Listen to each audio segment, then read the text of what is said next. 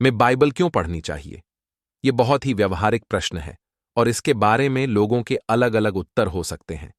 Bible हमारा आत्मिक भोजन है जिसे हमें प्रतिदिन ग्रहण करना चाहिए। कुछ लोग इसे एक जादुई पुस्तक के समान पढ़ते हैं। कुछ लोग इसे केवल इसलिए पढ़ते हैं ताकि पास्टर पूछे तो बता दे कि बाइबल पढ़ रहे हैं। परंतु बाइबल हमें वचन का उपयोग करने के बारे में इस तरह से नहीं सिखाती है। इस लेख में हम 5 मुख्य कारणों को देखेंगे जो यह बताएंगे कि हमें बाइबल क्यों पढ़नी चाहिए। उद्धार के सुसमाचार को समझने के लिए बाइबल पढ़ने का प्रमुख कारण यह है कि हम उद्धार के सुसमाचार को समझें। सुसमाचार पर विश्वास करने के द्वारा ही मनुष्य का उद्धार होता है। सुसमाचार यह है कि परमेश्वर ने मनुष्य को आज्ञाकारी एवं प्रेमपूर्ण संगति में जीवन जीने के लिए बनाया है।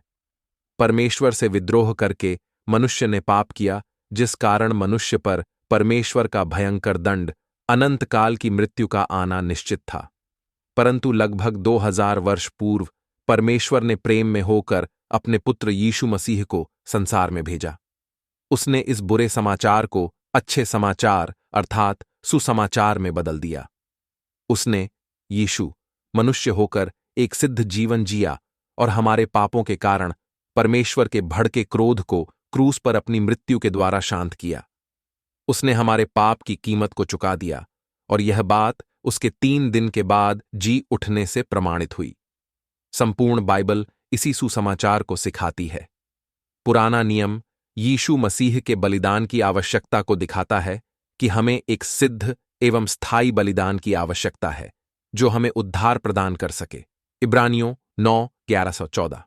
नया नियम यीशु मसीह के बलिदान की उपलब्धियों की उद्घोषणा करता है कि उसकी धार्मिकता हमारे खाते में लिख दी गई और हमारे पापों के दंड को उसने क्रूस पर सह लिया और उसके लहू से हमारे अपराधों की क्षमा मिली। इफिसियों 1:7। उसने हमारा परमेश्वर से मेल मिलाप करा दिया।